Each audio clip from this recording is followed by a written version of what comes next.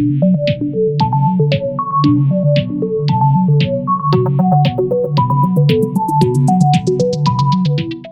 నా ఇల్లేగా, మా ఇంట్లోనే ఉన్నాను, హైదరాబాద్లో ఉన్నాను.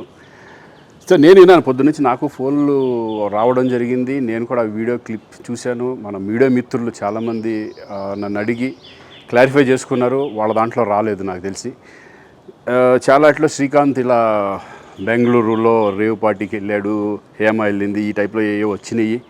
నిజంగా నాకు నవ్వు వచ్చింది. ఇంట్లో వాళ్ళందరూ నవ్వుకున్నాం.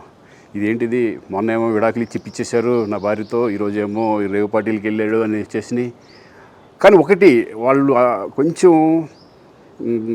తొందరపడ్డంలో ఇది లేదనిపించింది. ఎందుకంటే వాడెవడో, అతను ఎవరో కానీ కొంచెం నాలాగా ఉన్నాడు. వాడు కొంచెం ఇలా కప్పుకొని, అది గెడ్డం ఉంది, బట్ ఇప్పుడు గెడ్డం నాకు లేదు అని, బట్ గెడ్డంతో నేను షాక్ అయ్యాను. ఇదేంటిది నాలాగా ఉన్నాడు ఏంటి అని నేనే షాక్ అయ్యాను.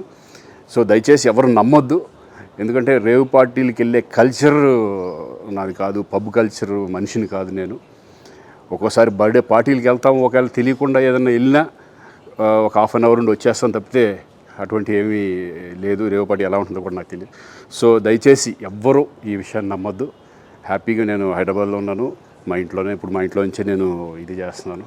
సో దయచేసి మీడియా మిత్రులందరికీ కూడా నేను చెప్పేది ఏంటంటే, ఏ విషయం కరెక్ట్గా తెలుసుకోకుండా మీరు కూడా థంబ్నైల్స్ పెట్టేసేసి, నా బొమ్మ వేసేసి రేవ్ పార్టీలో పట్టుబడ్డ శ్రీకాంత్ ఈ టైప్లో వేస్తున్నారు. కాబట్టి దయచేసి ఎవరు నమ్మొద్దు.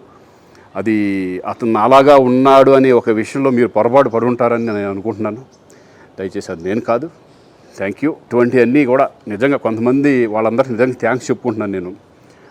కొంతమంది మీడియా మిత్రులు నాకు డైరెక్ట్గా తెలుసు కాబట్టి, వాళ్ళ ఫ్రెండ్స్ లాగా నన్ను ఇచ్చేస్తారు కాబట్టి, వాళ్ళందరూ నన్ను డైరెక్ట్గా అడగడం, నేను చూసి ఇద్దరు నవ్వుకోవడం, వాళ్ళు వాళ్ళ దాంట్లో వేయకుండా చూశారు కొంతమంది.